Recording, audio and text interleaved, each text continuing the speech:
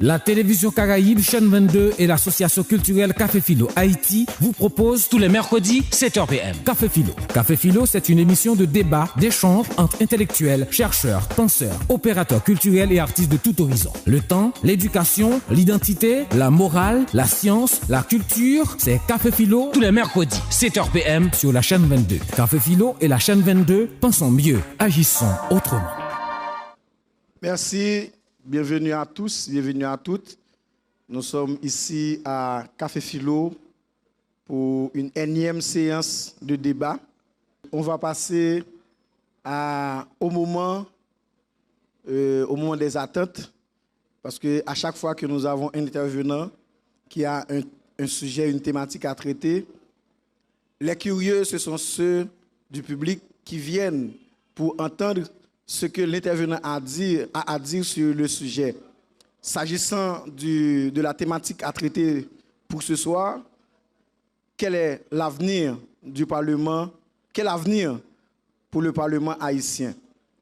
Vous comprenez bien que ce sujet est très bien, je dirais, d'actualité dans la mesure où il y a de cela, je ne sais pas, 1 ou 2 mois, il y a des gens sur les réseaux sociaux, dans les médias, dans les journaux, qui exigent même l'élimination du Parlement, que ce soit la Chambre des députés ou le Sénat. Mais avant même de passer la parole au député Rolf Papillon, je dois préciser 2 choses. C'est que d'abord, c'est un député qui va présenter la thématique de ce soir, et puis c'est un prétendant ou un ancien prétendant qui anime la séance, parce que je suis un ancien candidat à la députation, probablement je serai collègue du député, et peut-être que je serai futur collègue, mais j'étais candidat. La deuxième chose, il faut savoir que dans l'histoire d'Haïti ou l'histoire du Parlement haïtien, ça n'a pas toujours été bicaméral. C'est-à-dire à un certain moment, et la première chambre, qu'on appelle couramment le grand corps ou la chambre haute, le Sénat était le seul corps qui représentait le Parlement avec la Constitution de 1806. À partir de 1816, avec pétition, on va avoir les 2 chambres, c'est-à-dire la Chambre des représentants selon la Constitution de 1816 et le Sénat. Avec Duvalier, et vous connaissez l'histoire très bien de François Duvalier, on était revenu au monocaméralisme, et c'est avec l'avènement de la Constitution de 1987 qu'on est retourné au bicaméral. Maintenant, aujourd'hui, depuis l'avènement du Premier ministre démissionnaire, Jacques-Guy Lafontaine, il y a des griefs, si je peux le dire ainsi, contre le Parlement, parce que, selon la formule de Montesquieu, il y a la séparation des pouvoirs, c'est-à-dire l'exécutif, le législatif et le judiciaire, c'est-à-dire et chacun gère son secteur. Même si, selon ma philosophie, selon ma compréhension, même si on parle de séparation, ce n'est pas dans le sens que chacun dans son coin, c'est chacun fait son travail, mais en collaboration. Et la formation du gouvernement, et politiquement, j'ai bien dit, politiquement, exige que tous les acteurs y participent. Et c'est dans ce sens que, à un moment donné, il y a l'implication de certains députés, de certains sénateurs qui exigent qu'ils aient des représentants au gouvernement, c'est-à-dire des ministres ou des secrétaires d'État. Et avec l'éjection de Jacques-Guy Lafontaine, et vous avez, je ne sais pas si vous écoutez les journaux, si vous lisez les journaux, si vous écoutez les radios, et si vous regardez ce qui se passe sur les réseaux sociaux, c'est que pour un nouveau gouvernement, c'est-à-dire celui, je ne sais pas, qui est en gestation, le président du Sénat, en l'occurrence le sénateur Lambert Joseph, il a dit que lui, il s'est retiré, il ne va pas participer aux négociations pour la formation du gouvernement. Ce qui n'était pas le cas pour le président de la Chambre des députés, que je partage, dans la mesure où, dans le sens de la collaboration. Et l'opinion, je ne sais pas si je dois dire l'opinion publique, mais l'opinion exigeait que M. Jovenel Moïse comme président de la République, M. Jean-Henri Séan comme Premier ministre nommé, qu'ils aient tout le temps, toute la possibilité de former leur gouvernement selon eux, par rapport aux promesses de campagne du président de la République.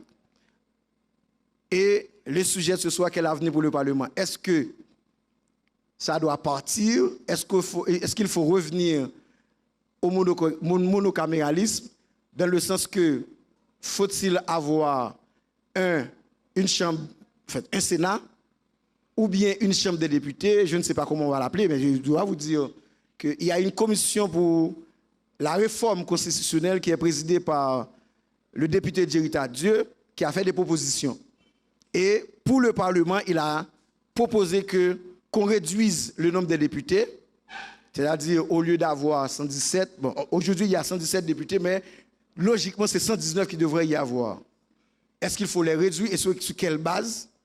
Il exige qu'on intègre les membres de la diaspora pour faire partie, pour qu'ils aient la possibilité d'aller dans les élections et représenter la diaspora. Et à un certain moment, Aristide en parlait, considérait que la diaspora était un 10e département, aujourd'hui un 11e département.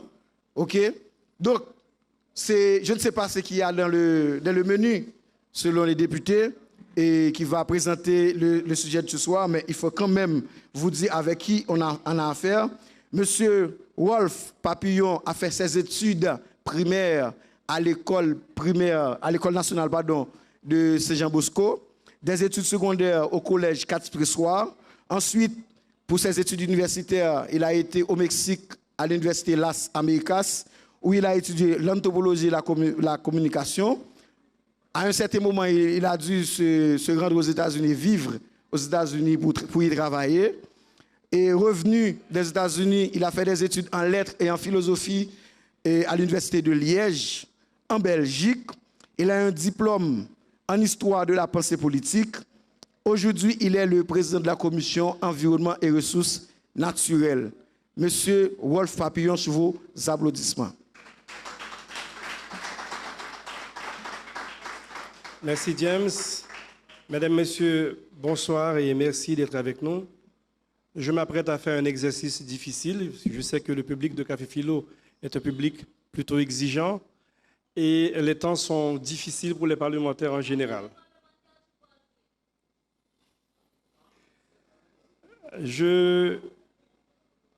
D'entrée de jeu, je dois vous dire que vous n'avez pas devant vous ce soir un défenseur du Parlement et encore moins de mes collègues parlementaires. Tel n'est pas mon propos ce soir. Je pense que, très honnêtement, le plus narcissique de mes collègues parlementaires n'est pas fier de la situation actuelle du Parlement, n'est pas fier de ce que nous représentons. Et c'est un constat que j'ai fait. Ça fait un petit temps qu'il y a une certaine animosité contre les parlementaires. Et j'ai essayé de comprendre, j'ai essayé de trouver des réponses à cette situation-là, une animosité souvent exprimée avec une certaine virulence sur les réseaux sociaux et dans les stations de radio en particulier. Et j'en veux pour cause, je vais en élaborer trois ici avant d'entrer dans le vif du sujet. J'en veux pour cause d'abord les privilèges jugés indécents accordés aux parlementaires alors qu'on demande au petit peuple de se serrer la ceinture encore et encore. Je pense que les parlementaires en sont conscients. Ces 10 privilèges, ils existent pratiquement partout, dans tous les régimes parlementaires. En France, où les héritiers de 1789, pour des raisons historiques évidentes, ne parlent pas de privilèges, ils parlent d'indemnités. Ces indemnités, en général, elles sont destinées à faciliter le travail du parlementaire. Mais convenons-en chez nous qu'il y a effectivement un abus, il y a des cas d'exagération. Et je pense que les parlementaires en sont conscients. Et dès le vote du prochain budget, nous allons voir des signaux clairs. Je fais partie de ces parlementaires qui militent pour la réduction des privilèges et réduire l'enveloppe budgétaire allouée au Parlement comme une des pistes de solution. Je pense aussi que le Parlement gagnerait à rendre ses comptes publics. Nous n'avons aucune raison de conserver cette opacité dans notre façon de fonctionner au Parlement, étant donné qu'il s'agit avant tout de l'argent des contribuables. Je pense que dans une démocratie, on n'élit pas des rois dont on devient des sujets. On élit avant tout des serviteurs. Je pense également qu'une révision constitutionnelle est nécessaire. Et c'est d'ailleurs le travail qui a été fait par la commission Tardieu, qui fait la une des journaux actuellement. Une révision parlementaire qui réduit d'une part certaines compétences du Parlement, dont la question des décharges, mais également une révision qui confine le Parlement dans son rôle strict, dans son rôle constitutionnel de légiférer et de contrôler, tout en éliminant les possibilités de marchandage. Je pense que ça ne peut que faire du bien au Parlement. Le Parlement souvent est vu, il l'a dit tout à l'heure, comme un élément de blocage, comme un élément qui empêche à l'exécutif de fonctionner. Je pense qu'il y a effectivement un problème dans la délimitation du territoire des pouvoirs, cette imbrication qu'il y a souvent, et ce n'est pas nouveau. Les plus âgés ici se souviendront que dans les années 80, si on n'était pas proche d'un ministre de Duvalier, on n'avait aucune chance de devenir député. Aujourd'hui, si on n'est pas proche d'un député, c'est difficile de devenir ministre. Et je pense qu'il s'agit d'un problème de séparation des pouvoirs que la révision constitutionnelle en cours va certainement nous aider à résoudre. Je pense qu'il faut vraiment faire preuve d'une grande naïveté politique ou de paresse intellectuelle pour s'imaginer que dans une assemblée aussi hétérogène que la Chambre des députés, que tous les parlementaires sont d'accord, qui sont sur la même longueur d'onde. Et pour moi, ce serait de la naïveté. Je vous dis d'entrée de jeu que je fais partie d'une minorité peut-être, mais en tout cas de dizaines de parlementaires honnêtes qui, comme vous ici, devant moi, souhaitent un meilleur avenir pour le pays, qui, comme vous, luttent pour la fin du gaspillage, pour la fin des abus et la fin des corruptions. Mais nous menons une bataille désespérée au Parlement. Je dis une bataille désespérée parce que les parlementaires honnêtes n'ont aucun allié. Si les brigands du Parlement qui tiennent cette institution en otage depuis plusieurs législatures, ils ont le soutien infaillible des gangs mafieux du secteur privé et des corrompus de l'exécutif, les parlementaires honnêtes, ils n'ont absolument aucun allié. Nombre de fois, j'entends dire à la radio, dans certaines interventions, « Ban volé sa yo, ban nèg sa yo, ban nèg qui pa kon li sa yo, yo toutes ces mêmes », c'est plus ou moins le refrain. Non seulement cela ne correspond pas à la réalité que nous vivons au Parlement, mais cela ne rend pas justice non plus aux parlementaires qui se battent pour un meilleur Parlement. Et je vous dis quand même, c'est une confidence, qu'au Parlement, ce que je rencontre, moi, ce que je côtoie tous les jours, ce sont des patriotes comme vous qui souffrent, parce que Haïti, c'est un pays qu'on ne peut aimer que dans la douleur. Ce sont des parlementaires qui souffrent, ce sont des parlementaires qui sont là, et il y en a parmi eux qui sont impatients de voir leur mandat prendre fin pour pouvoir rentrer, et la plupart d'entre eux ne souhaitent pas d'être élus pendant que ce petit groupe, cette minorité peut-être de brigands, eux n'ont aucun problème à maintenir le Parlement dans sa situation actuelle. Et c'est d'autant plus désespéré que c'est un combat qu'on ne peut gagner que de l'intérieur. Et je comprends qu'on est dans un corps, et le principe du corps, c'est que chaque infime partie du corps représente le corps et projette des images sur le corps, surtout les images négatives. Si vous me permettez de prendre un exemple un peu plus terre à terre, si aujourd'hui un des clients qui sont ici ouvre une bouteille de bière Prestige et trouve une saleté dans la bière Prestige, la seule et unique bouteille de Prestige qui ne correspond en rien à la qualité des milliers de bouteilles de Prestige qui circulent sur le marché, cette seule bouteille de Prestige suffit à elle seule pour donner une mauvaise image, une mauvaise réputation à la compagnie Prestige. Par contre, toute une caisse de bonne bière Prestige ne suffit pas pour changer l'opinion négative qu'on peut avoir. Les abus que l'on dénonce, comme c'est le cas, j'ai envie de dire, de tous les régimes parlementaires, il suffit de faire une recherche sur Internet et vous verrez comment on traite les parlementaires de pratiquement dans tous les pays. Ces abus, ces actes de corruption, ces scandales, bien que malheureux et trop souvent répétés, ne suffisent pas pour expliquer cette virulence contre le Parlement. Et cela m'a porté à chercher. J'essaie de comprendre, j'ai horreur des évidences. Je pense que je suis ici dans un milieu intellectuel. Et le propre de l'intellectuel, c'est justement de refuser les évidences, de questionner les vérités toutes faites. Et c'est en ce sens moi-même que j'ai essayé de comprendre comment nous en sommes arrivés là.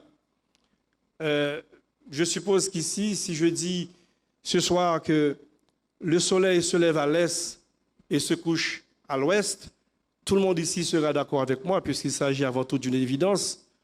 Cependant, cela fait quand même plusieurs siècles que les esprits curieux ont bien démontré que le soleil ne se couchait pas et que c'est plutôt la Terre qui tourne autour du soleil. Mais c'est une commodité de langage qui nous arrange. Donc moi, je ne me propose pas ce soir de lutter contre ces commodités de langage. Je vais dans le fond du sujet pour, comme je le disais tantôt, vous dire encore une fois que je ne suis pas là en tant que défenseur, en tant qu'avocat du Parlement, mais bien comme quelqu'un qui essaie d'analyser avec vous, d'apporter ici des éléments d'explication à la situation actuelle de cette institution républicaine, d'essayer de comprendre les problèmes qu'il y a et surtout d'explorer avec vous, certainement au niveau des débats, certaines pistes de solutions à la situation actuelle.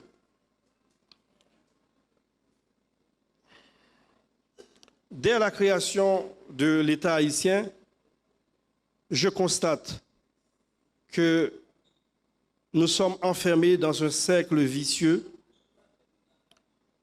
un cycle d'errement, d'égarement et de répétition des erreurs du passé.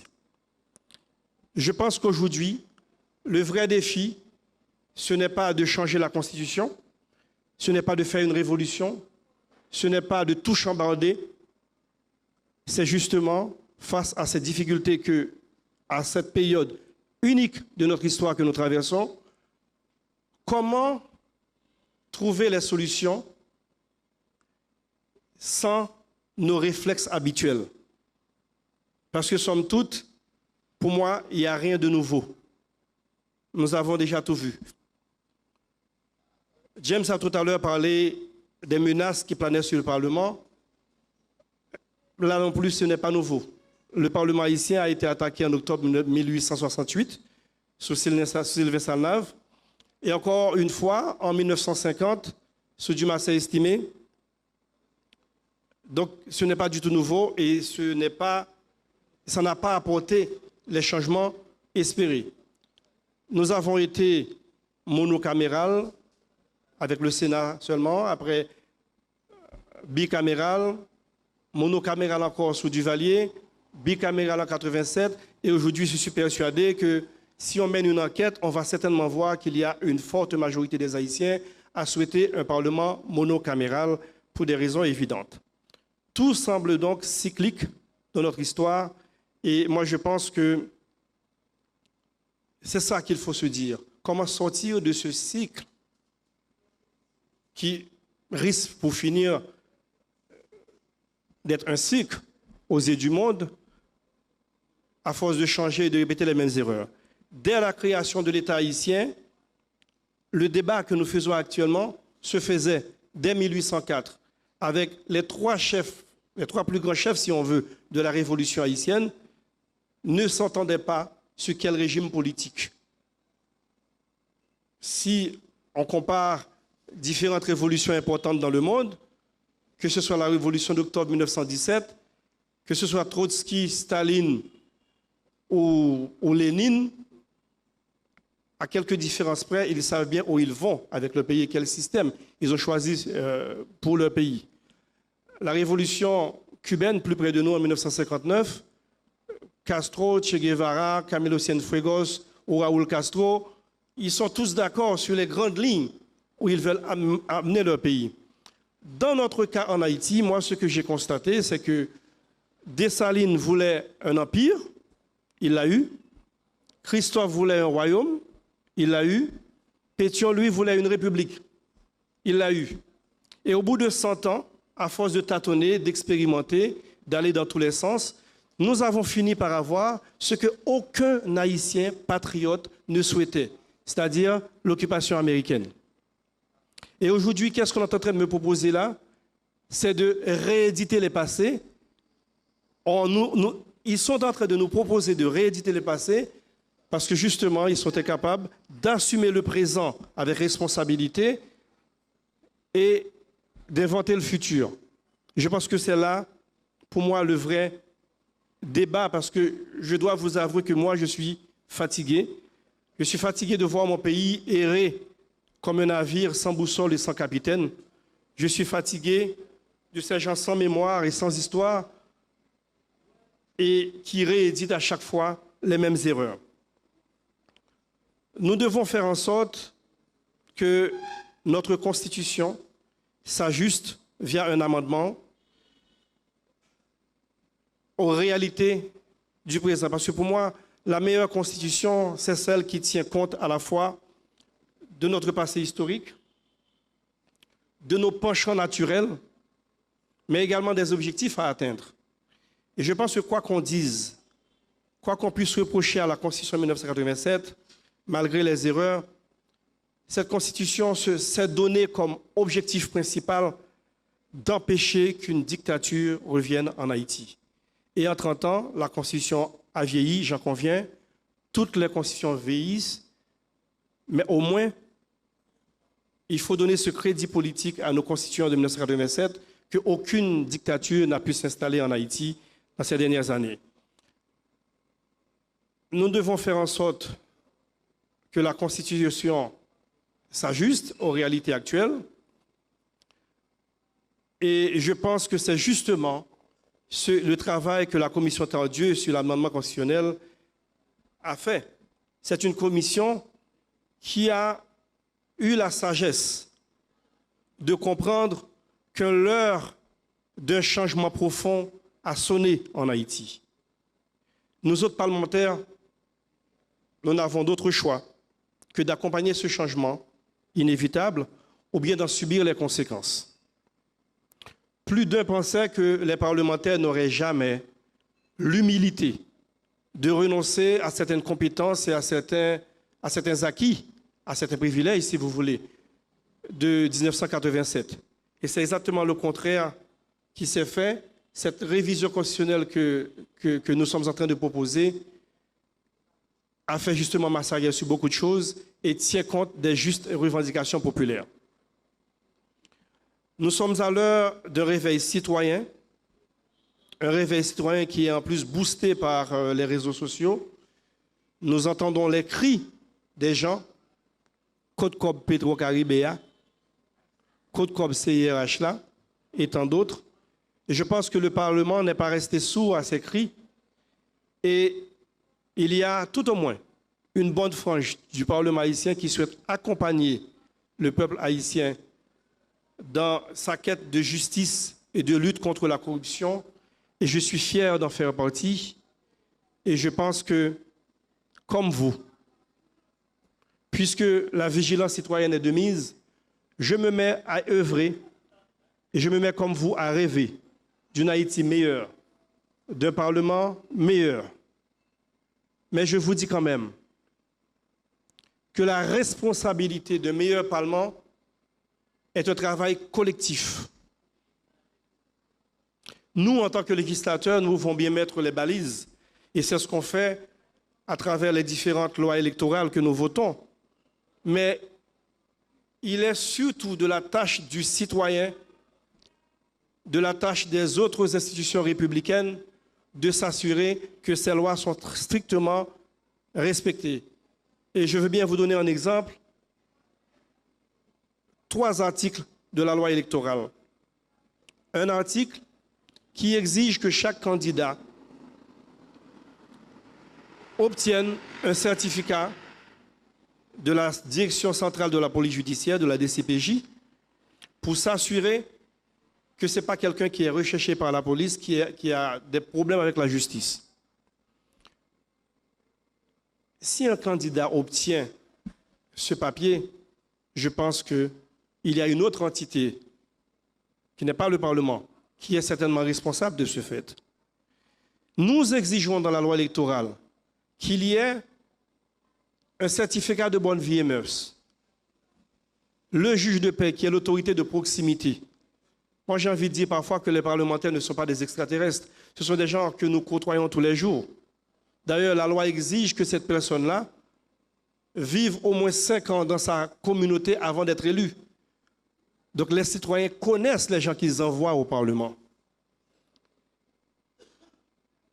Et il y a encore, on va supposer que la DCPJ, que le tribunal de paix faillissent à leur mission, mais il y a encore un article qui prévoit que n'importe quel citoyen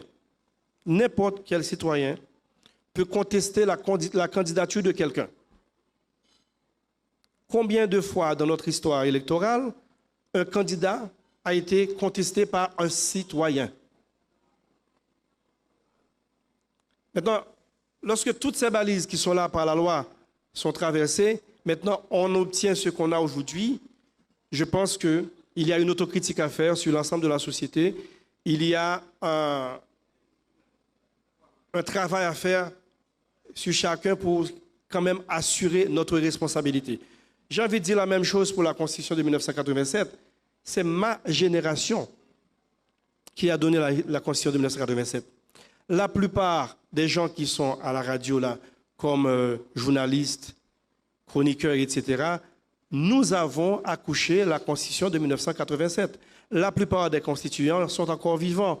Combien de fois avons-nous entendu à la radio quelqu'un dire « nous avons péché, nous nous sommes trompés, nous devons rectifier ». Nous parlons de la Constitution de 1987 comme s'il s'agissait d'un héritage daté d'un siècle qui nous tombe dessus et contre lequel nous devons nous battre. Moi, je pense qu'il faut faire preuve d'un petit peu plus de responsabilité. Et je pense que, je parlais tout à l'heure de vigilance citoyenne, je pense que la démocratie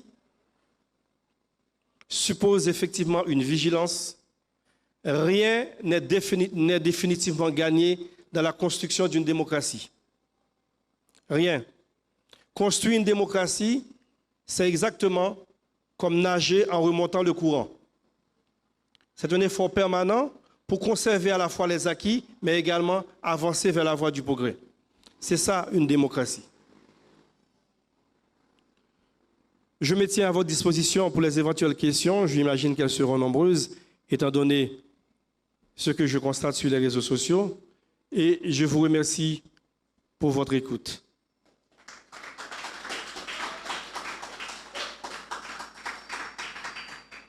Merci au député Wolf Papillon d'être bref dans la mesure où le temps qui lui a été imparti est trop respecté. Parce que logiquement, il devait terminer à 8h37. Mais étant donné qu'il y a 2 ou 3 personnes qui m'intéressent, qui sont dans la salle, je voudrais prendre la pause à partir d'un petit commentaire. Il y a Iléus Papillon, il y a mon ami Walex Pierre, et puis il y a, je ne sais pas si Féron est parti, mais Mozart Féron est là. Ah, il est là, voilà. À partir de l'intervention du député Wolf Papillon, sur l'implication de la population, mais moi j'ai envie de dire, des intellectuels de ce pays, si je pose la question à 10 intellectuels universitaires, professeurs d'université, ici dans la salle, ils vont dire qu'ils ne participeront pas aux élections.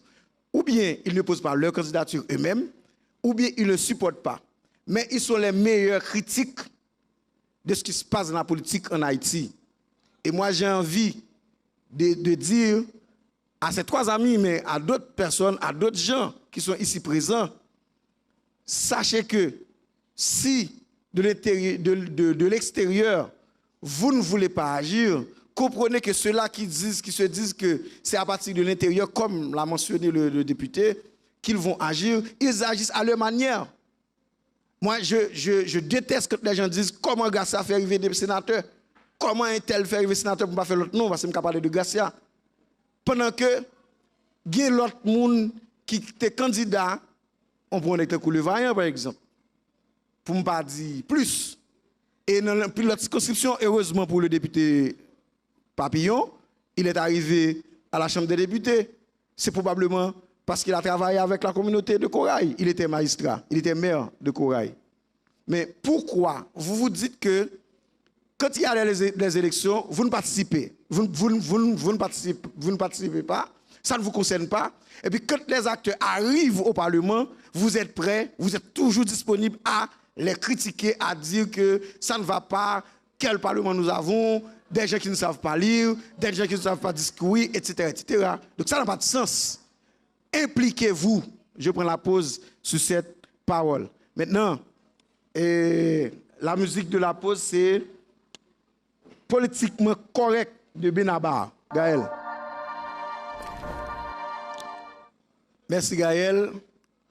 Et au retour à la séance, particulièrement au moment des débats, parce que c'est à ce moment qu'il va y avoir véritablement des échanges entre l'intervenant et les participants. Je vais dire parole Gaël, pas d'agressivité, ça n'a fait les débats. Ou un argument, ou un commentaire, ou une suggestion pour faire, ou juste faire sans attaquer l'intégrité moun. Quel que soit le monde qui intervient là, de moi-même qui est modérateur, personnalité PAM par rapport à ça, je parler là comme proposition, comme suggestion, comme commentaire, pas grand yawa avec ça comme moun. Évidemment, moi-même, moi, son monde qui cohérent, ça me dit, ça me pense. Donc, n'importe qui a posé une question, yo vle. Mais n'a posé question selon intervention intervenant. Après pour première série, comme on toujours fait, 3 moun. Je prends 5 moun dans la première série et député arrangé pour noter. Ralph Jean-Baptiste, ça est Zamim. Soraya Jasmin, on manque Zamim. Régis Wilgens, on connaît monsieur. Azole Jean-Baptiste, je ne pas l'avant sur ça, on connaît. Et puis Edlin Dossou. Bonsoir, je salue James, Jacques, membre Café Philo et Wolf Papillon, député Corail, qui c'est un monde qui est toujours dans Café Philo, qui est intéressé à Café Philo. Je pense qu'il y a plusieurs façons, monde qui a essayé de camper en parlementaire journée jeudi. Il y a une façon qui est intéressé et qui rejoignent sur le fond des préoccupations qui semblaient partagées journée jeudi sous ça en parlementaire. Perspective PAMNAN, c'est garder parlementaire comme un individu qui est en crise dans la logique de la parole. À qui est-ce parlementaire à parler et surtout qui est-ce qui parle avec elle? Est-ce que moun qui a reproché parlementaire là que les plus intéressés à ramasser l'argent, ramasser avantage, ils sont conscients que en même temps c'est eux-mêmes qui critiquent à l'endroit du CEP parce que à ce moment-là ils ont dit tête yo comment CEP ça que vous pas faire confiance capable de bon parlementaire. Ce sont questions pour moi-même qui préoccupent. Deuxièmement, à qui est-ce parlementaire a réagi? Les a dit nous allons baisser dans l'argent poisson, nous allons retirer tel argent dans telle ligne budgétaire. À qui peuple haïtien? Est-ce que c'est avec peuple réseau social? Est-ce que c'est avec peuple en l'occurrence qui est intéressé faire buzz? Est-ce que c'est avec peuple qui plus mobilisé dans parler que dans garder activement comme société civile organisée qui sont parlementaires à faire? Est-ce que son peuple par exemple qui a un rapport avec circonscription côté parlementaire ça a été sorti, qui a interrogé parlementaire là dans action par rapport avec ça a été proposé, à qui est-ce parlementaire à parler? Ma pour exemple pour finir. Je songe dans une dernière marche qui fait pour affaire Petro-Caribé Challenge, le sénateur Patrice Dumont a dit dans le texte que l'écrit, il m'a demandé pour il t'a bien remis à la marche mais il pas qu'à aller. En plus à cause de l'exigence monde qui a organisé marche te fait, il m'a demandé pour population ça exiger parlementaire pour yo cohérent. Moi dis tête moi qui sa parole ça veut dire honnêtement parce que est-ce que honnêteté parlementaire là, il gagne pour le justifier par rapport avec un mouvement qu'a fait dans le pays ou par rapport avec des propositions que l'ité soumettent dans le moment de besoin de voter et des propositions par exemple à essayer de garder pendant l'élu. Je dis un cacophonie qui mettait à mon avis pour finir parlementaire là non étourdissement. Parlementaire pas connaît qui est-ce qui gagne bon foi, qui est-ce qui pas gagne bon foi. Il a l'impression qu'il est assailli, qu'il est attaqué de toutes parts, tout le monde va vouloir. En même temps, là, je voulais expliquer moun yo, c'est pas forcément la meilleure démarche parce que moun yo pas toujours moun yo, c'est pas toujours moun qui concerne yo, moun yo pas toujours plus intéressé que dit parlementaire ou pas bon, de sorte que parlementaire là, il a intérêt à chaque fois dit tête li, qui est-ce moyen par rapport à qui groupe m'a positionné dans le parlement et même dans la société. Merci. Bonsoir tout le monde. Moi, c'est Anister Soraya Jasmin. Moi, c'est étudiant finissant dans le patrimoine et tourisme dans Yera Izios. En fait, Ralph posé deux questions que je posé, mais je passé sur une quand même. Premièrement, vous faites allusion à une question qui est la révision constitutionnelle. Ça, on entend pas ça. En fait, qui ça, on parlementaire entend par une question de révision constitutionnelle. Deuxièmement, vous parlez de honnêteté parlementaire. Moi, personnellement, par rapport à l'expérience, parce que je suis encore jeune, je suis un monde qui a environ 24 ans, je ne suis pas un parlementaire honnête. Je ne suis pas un parlementaire honnête. Donc, du coup, là, parler de honnêteté parlementaire, là, il renvoie à qui ça? Troisièmement, là, parler, en fait, actuellement, en tant que jeune, moi-même, personnellement, je suis un monde qui est engagé dans le Petro-Caribé Challenge. Et RAL saute font allusion à ça.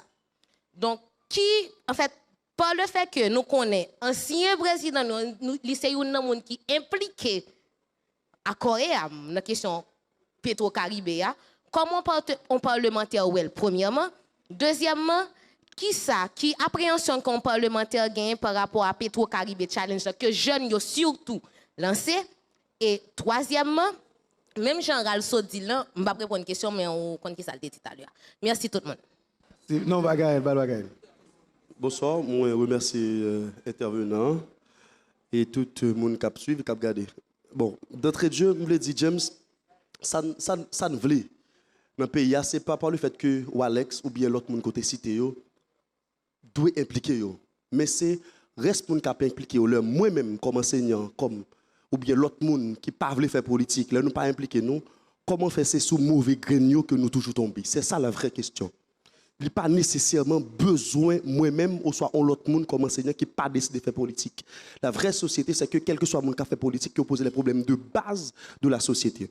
Ma question, c'est personnellement, je ne sais pas comprendre comment on fait dire que, ou fier d'un parlement, ou fier de corps ça, alors qu'il paraît tangible que cette virtuosité a un rapport avec un décalage entre leur être, ça veut dire ça y est même, et leur paraître, ça au paraître là.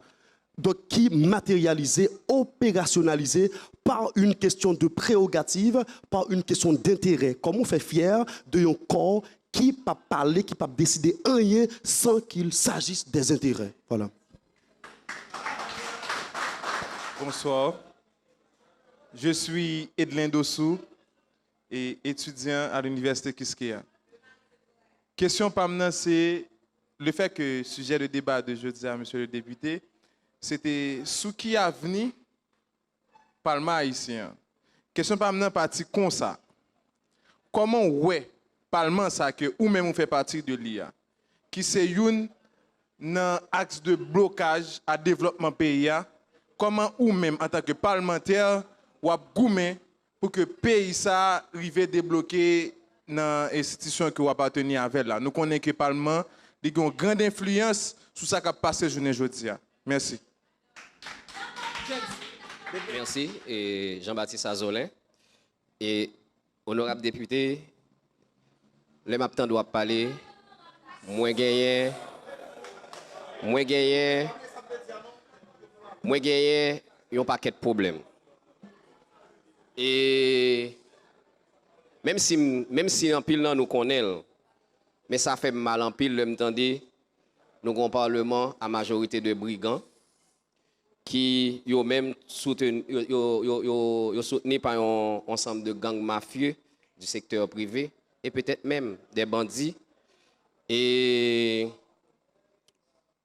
ma question, justement, et ces questions, je dis à un pile mon a posé, c'est, ou même tout à l'heure dit très clairement, si nous pas accompagner le changement, on a subi. Maintenant, et goûter fonti et parler tout petit de questions et conseil électoral là, questions implications. Moi, je me demande justement, et même si le peuple s'implique avec un système électoral aussi désuet, est-ce que capable de gagner et changement ça que n'a parlé. Et puis tout, est-ce que ce changement ça c'est un changement sur le plan électoral. Maintenant, et comme on dit, il faut accompagner le changement et pour ne pas le subir, pour ne pas subir les conséquences. Maintenant, comment? Parce que le comment, c'est ça, c'est là que le bas blesse. Est-ce que, pendant que nous connaissons, par exemple, l'enfant à pas coucher, il y a deux façons qu'on peut accompagner. Soit que vous été bon côté, si la situation le permet, ou aider le respirer pour ces petites-là, et puis petites-là faites. Mais qu'on ça tout, ces petites-là pas qu'à faites pendant que la respirer et pousser, est-ce que, je dis, c'est pas césarienne qui méritait? Merci. 5 minutes, c'est largement suffisant. Pour la question de Soraya, je me contente de lire la première phrase que j'ai prononcée à cette table ce soir. On m'a dit pour moi me faire fier d'être parlementaire. La première phrase, et je dis là textuellement ce que j'ai dit tout à l'heure, je pense que le plus narcissique de mes collègues parlementaires n'est pas fier de la situation actuelle du Parlement et de la perception des citoyens de cette institution républicaine qui est censée défendre leurs intérêts. C'est ce que j'ai dit en début. Maintenant, un peu plus bas, j'ai dit qu'il y avait une frange minoritaire sans doute de parlementaires honnêtes qui souhaitaient comme vous un meilleur Parlement pour leur pays, qui souhaitaient comme vous une meilleure Haïti. Et j'ai précisé que je suis fier d'appartenir à cette frange certainement minoritaire mais qui existe au Parlement. Vous n'avez pas encore rencontré un parlementaire honnête. Je me présente, mon nom c'est Rolf Papillon, content de vous rencontrer.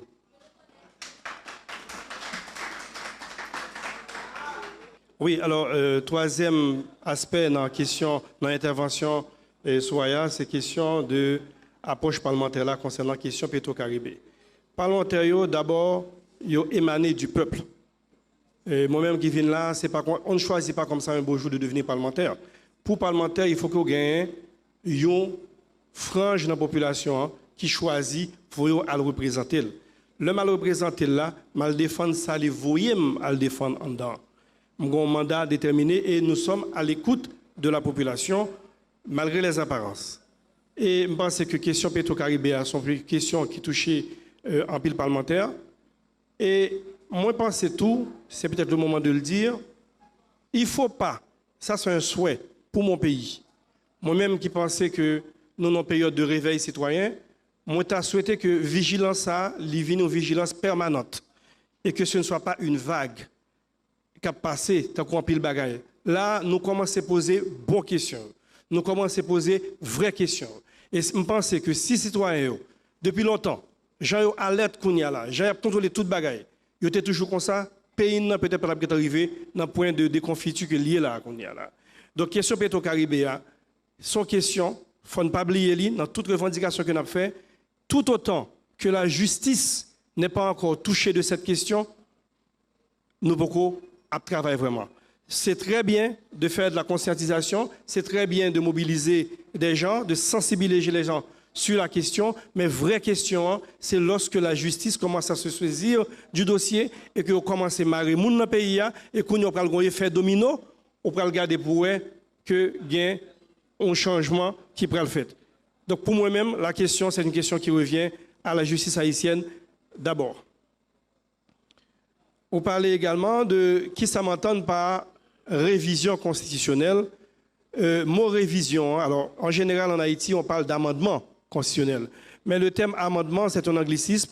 Son terme qui vient de l'anglais, c'est synonyme à révision constitutionnelle. Donc parler d'amendement constitutionnel ou révision constitutionnelle, c'est tout à fait la même chose. Et parfois, il y a certaines révisions constitutionnelles, comme c'est le cas aujourd'hui, qui valent carrément une autre constitution, tant on a agi sur le régime politique actuel. Élément de blocage du Parlement, c'est peut-être la perception de la population, mais sachez que nous avons choisi la démocratie. La démocratie n'est malheureusement pas le régime le plus rapide. C'est un régime qui a ses procédures et nous oblige à respecter les procédures, même si au printemps.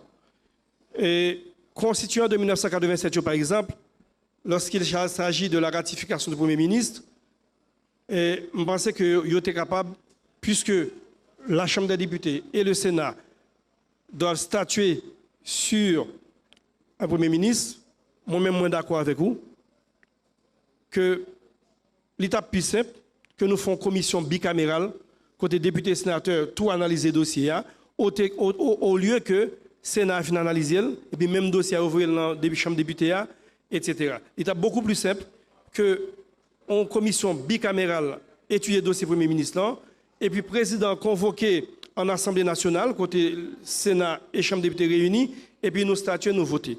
Mais ce n'est pas ça qui est prévu par la Constitution. C'est-à-dire nous sommes esclaves de la loi. Et j'aime beaucoup de le répéter, il y a deux manières de diriger. Il n'y a que deux manières de diriger. La première, elle est commune aux hommes et aux bêtes, c'est par la force. Et la seconde, elle est exclusive à l'homme, c'est par les lois. Et tant que nous aurons choisi de vivre en démocratie, nous sommes soumis aux lois de la République. Et souvent, on a parlé de blocage. Je pense qu'en démocratie, c'est une recherche permanente d'équilibre et de blocage de pouvoir où le pouvoir arrête le pouvoir dans ses excès, dans un sens comme dans l'autre. Et les concepteurs de notre démocratie moderne, en particulier Montesquieu, ont prévu ce côté blocage que l'on dénonce. Et il n'y a rien d'anormal là-dedans. Et je vais vous dire une chose, vous qui êtes souvent bloqués par les blocages, lorsque dans un régime, le pouvoir judiciaire, le pouvoir législatif et le pouvoir exécutif sont en symbiose, lorsqu'il y a une complicité entre ces trois pouvoirs et que tout marche apparemment bien, sachez que vous êtes dans une parfaite dictature.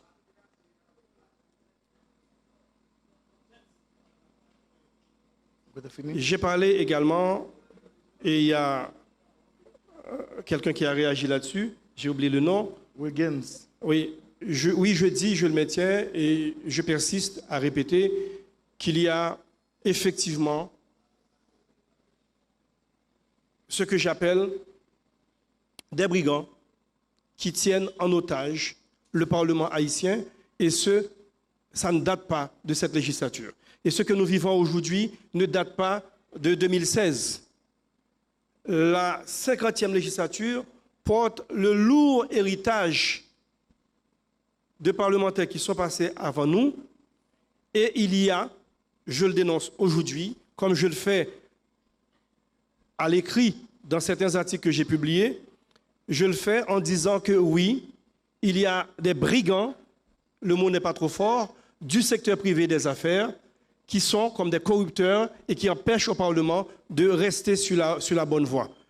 Et je le maintiens, et peut-être que c'est pas le bon endroit pour donner des détails là-dessus. Je pense encore une fois que la justice, un beau jour, fera son devoir, mais il y a des éléments de blocage. Et lorsque nous avons une population affamée, lorsque nous avons des députés et des sénateurs qui sont désireux de se faire réélire, la tentation, elle est facile. Donc moi, je suis là pour essayer d'explorer les pistes qui bloquent un bon fonctionnement du Parlement, et c'est cet exercice que je vous invite à faire avec moi ici, en toute bienveillance. Je vous remercie. Merci, député. Et dernière série, Hilaire Papillon, Gustave Yves-Marie, McDonald Orphée, Paulson Pierre-Philippe, Henri Robert Jean. Merci. Bonsoir. Mon nom c'est Hilaire Papillon. La question, c'est que moi, je reprends une parole professeur Yves Doristal toujours dit.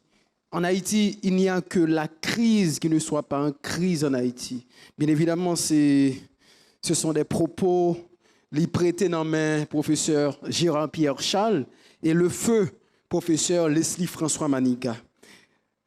Rolf Papillon, député, et il y a 10 millions de dollars qui débloqués pour reconstruction parlement haïtien. Et jusqu'à présent, parlementaire en bas tente bon en mer. Et d'après ça, moi, lis dans rapport Sénat sorti, firme qui t'a construit parlement t'a sauvé avec l'argent ça. Qui ça ou même comme député ou fait considérant que le nom des papillons qui dans le Panthéon national, c'est des gens qui toujours lutter pour une société côté tout le monde capable de vivre dans bien-être. Qui ça ou fait dans dossier ça 10 millions de dollars film dans parti avec là. Qui ça ou fait pour dossier ça? Merci beaucoup. Ouais. Je salue l'honorable député Rolf Papillon. Ma question est la suivante. Vu les anomalies socio-économiques au sein de la jeunesse haïtienne, d'après vous, chers parlementaires, existe-t-il un parlement haïtien? Bonsoir aux députés, Rolf Papillon. Bonsoir au modérateur, James Jacques. Alors, considération, c'est par rapport à une remarque, une parole que vous avez dit dans l'intervention là, que je fait un petit temps parler sur lui. C'est concernant crédit ou bail Constitution 87 là, où dit que lui permettre que nous pas entrer ou bien nous pas perdurer dans la dictature joalieriste là. Moi, je pense que peut-être que nous doit tromper de bonne foi, c'est non. Je pense que l'État joalierien lui persistait même après 87 parce que là nous prenons l'État en termes de structure, nous prenons l'État en termes de service, c'est-à-dire besoin citoyens pas jamais matérialisé, l'État pas servi population véritablement. Et c'est ça qui vient fragiliser des institutions fortes tant qu'au Parlement et haïtien, parce que le Parlement n'a pas un rôle seulement pour voter loi et contrôler l'exécutif. Là, il y a une mission tout pour lui défendre la liberté positive peuple haïtien. À ça, la question, quel avenir pour le Parlement haïtien, moi, je pense que c'est une question qui dépend de la conscience collective et parlementaire et citoyen et monde qui a réfléchi pour répondre à la question ça véritablement. Merci honorable pour la présentation. Moi-même, je vais retourner dans la question initiale que nous t'ai posée, qui c'est qui a venu Parlement. Qui a venu Parlement et peut-être je ne vais pas suivre bien, mais je ne vais pas trouver que nous arrivons camper en perspective d'avenir pour le Parlement. Non, l'exposé là. C'est ça qui fait que je repose la question, mais je vais un petit argumentaire qui peut orienter ça. Mais même moi, je pense que personnellement, le Parlement, c'est une institution qui est appelée à disparaître. Parce que c'est une institution qui a affaibli de plus en plus. Je m'explique pourquoi. Essentiellement, le Parlement, il y a deux grands axes là-dedans. C'est légiférer avec contrôler pouvoir exécutif, là, contrôler action exécutive. Là. Donc, efficacité Parlement, c'est sous deux aspects ça, pour nous mesurer, pour nous connaître est-ce que le Parlement vraiment lui fait travail que il est censé faire. Là, nous regardons sur la question légiférer, ou comme ça, même j'avais, pas de gros productivité dans la question production de loi. Donc, nous déjà connaissons ça, que le Parlement est en faiblesse par rapport à ça. Deuxièmement, contrôle l'action exécutive là, qui vous a fait là, le Parlement transforme le plutôt en sorte de co-exécutif. Ça veut dire les fondements de l'exécutif là, dans la question et chercher mettre ministre, chercher mettre directeur général. Donc, les fonds en exécutif là, côté li presque abandonné de rôle ça que au balia. Bon, on nous dit que non perspective côté vraiment Parlement yo, ça aurait été pour faire parlementaire yo, c'est yo vini kounya transformer tête yo en des acteurs de développement. Yo joué rôle que acteur de développement ta doit faire yo, ta ko maire yo, azek yo, kazek yo. Le jour nous arrivons dans un pays côté magistrat yo, azek yo, kazek yo, vle reprendre rôle yo, rapatrier rôle yo, parlement pas gagner pour le faire s'il continue dans perspective ça, donc son parlement cap disparaître. Donc dans perspective ça qui a venu ouais parce que parlement ça Jean le Praléa l'a disparaître. Bonsoir. Monsieur le député Rolf Papillon, merci de nous parler avec votre cœur et votre esprit. Côté l'agent Petro-Caribé, ils sont nombreux à se le demander, mais ils sont très hypocrites pour avoir laissé tomber le dossier des coopératives. Moi, je serais pour une coopérative challenge avant un Petro-Caribé challenge. Ma question, monsieur le député, pensez-vous vraiment que la révision constitutionnelle, la proposition de révision constitutionnelle servira réellement à atténuer cet appétit de pouvoir et de privilèges tel que c'est présent, tel que c'est ancré au Parlement haïtien? Si oui, à combien estimez-vous le pourcentage de parlementaires qui y seraient favorables? Merci. Question, Iléus Papillon, ma première c'est pour lui parce que en fait, tout à l'heure, tu as une question sur Petro-Caribé. 10 millions de dollars, ça, c'est justement 10 millions qui fait partie de COP Petro-Caribé. Et ça permet que, moi, je rende compte seulement maintenant, que bien avant le scandale Petro-Caribé, que nous-mêmes parlementaires de 50e législature, là, nous avons à poser des questions sur lui. Et je n'ai pas gagné 2 mois en dans le Parlement lorsque nous avons convoqué le ministre Lalo à l'époque, parce que l'homme fait rentrer que Matéli était encore au pouvoir, et puis nous avons convoqué le ministre Yves Joseph, qui est ministre de la Planification. Et c'est eux-mêmes qui demandent nous des détails sur comment l'agence a tombé dans un film dominicain qui est Adam et qui disparaît. Et le ministre Santé a nous explication que même adresse physique film, non, il n'y a pas gagné. Et là, je parle d'une démarche qui datait de plus de 2 ans. Ce à quoi j'avais répondu à l'époque au ministre qu'en aucune manière, une compagnie étrangère ne peut détourner des fonds nationaux sans la complicité expresse des responsables politiques haïtiens. Et ça ne date pas d'aujourd'hui, il n'y avait pas encore de scandale de Petro-Caribé. Donc c'est pour vous dire que le combat pour retrouver les traces est initié depuis longtemps et nous au Parlement, on a commencé ce travail. Mais encore une fois, je répète que la pression, pour moi, devait se faire et au niveau du pouvoir judiciaire, parce que c'est eux-mêmes qui ont charge pour juger les gens qui ont fait des détournements de fonds, c'est eux-mêmes qui ont charge pour punir. Oui, ma Constitution 87 là en crédit, et je pense que trop souvent, nous avons tendance à attribuer certains ce que j'appelle des réflexes de peuple. Là où on a dit qu'il faut craser le Parlement, il faut que nous bouler le Parlement, c'est ce que j'appelle parfois des réflexes négatifs. C'est ça nous fait. Tout à l'heure, je parlais de cycle de violence, je parlais de cercle vicieux. Et je disais également que le vrai challenge aujourd'hui, ce n'est pas est-ce que nous avons capable de constitution, est-ce que nous sommes capables de craser le Parlement, ce n'est pas là le challenge.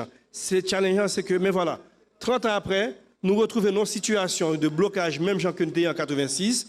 Est-ce qu'on a pu utiliser même moyen 86, craser, bouler, ma coup de paladin, etc., pour 30 ans après, pour nous retourner dans le même cycle-là, ou bien fois ça, on a fait preuve d'intelligence et de mémoire pour nous dire, il y a des choses pour nous changer, oui, mais on regarde comment pour nous faire, pour nous conserver les acquis qui sont là, et puis pour nous aller de l'avant. Pour moi, là est le challenge.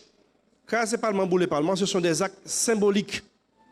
Les symboliques, c'est même avec les Mounios, faire la prise de la Bastille en 1789. Son bagaille symbolique. Au craser le Parlement, si 59 députés plus pour même Chita là, avec bureau, Parlement là, automatiquement. Parce que ce sont institutions républicaines liées. Ce n'est pas lorsqu'on attaque l'édifice là qu'on crase, puisqu'il y a dans la Constitution. Le tremblement de terre a écrasé l'édifice là, ce n'était pas la fin du Parlement pour autant. Donc ça a fait une clé sous lui. Et je pense que Parlement appelé à disparaître? Je ne pense pas. Je pense que tant que nous choisirons la démocratie comme régime politique, un Parlement est un élément incontournable, indispensable. La vraie question du citoyen, ce n'est pas la disparition du Parlement, c'est quel Parlement, comment y arriver et qui s'en a mis là-dedans et qui responsabilité individuelle, qui responsabilité citoyenne que même m'a mettez pour que le Parlement cap venir là. Parce qu'une des chances de notre régime politique, c'est que les membres du Parlement sont renouvelés régulièrement. Moi-même qui avec Oualam, je n'ai aucune garantie que dans 1 an et demi, ma parlementaire toujours. Donc, quand tu peux le rebattre, et citoyens, j'appelle à la vigilance citoyenne, Kounia, qui est tellement déçu de 50e législature, qui est tellement pas content de la situation au Parlement, c'est une bonne occasion Kounia là pour nous dire, fois ça, nous pourrons choisir qui nous n'a voyé dedans. Nous pourrons regarder comment il est. Parce que les parlementaires ne sont pas des extraterrestres, je l'ai dit tantôt. Donc, comment nous pourrons le faire pour nous voir les gens dans le Parlement qui pourront digne de nous-mêmes. Des gens qui, pas tant arrivent dedans, puis honorables. Parce que pour moi, l'honorabilité, on ne devient pas honorable en étant élu. Il ne suffit pas d'être élu pour devenir honorable. L'honorabilité se construit, l'honorabilité se mérite. Pour moi, on doit être honorable avant d'être élu. Et la charge d'envoyer des honorables à l'intérieur du Parlement revient aux citoyens, pas aux parlementaires. Je vous remercie.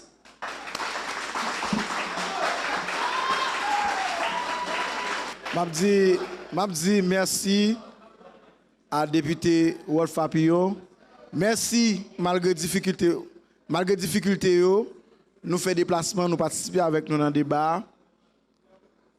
Je conclue ça pour me dire, ça il est toujours dit sur notre côté nous parlons en pile plus souvent, pas de faire cadeau dans la politique. Tout le monde qui joue nous libre apprend ou libre. Et m'a conclu ça député a dit. Moi je suis pas d'accord à parole qui dit le peuple a le gouvernement qu'il mérite. Je suis pas d'accord. Et pas parole pas me. Mais en même temps, je demande au peuple là, est-ce que dit tête il a un type de gouvernement besoin avec des têtes bien précises. Nous nous allons avec question ça. Est-ce que nous avons besoin d'un gouvernement dans le sens large du terme, c'est-à-dire que ce soit le législatif, l'exécutif, le judiciaire, est-ce que nous avons des têtes, nous ouais, et que nous disons pas embarquer derrière eux. Merci, à mardi prochain pour un autre café philo.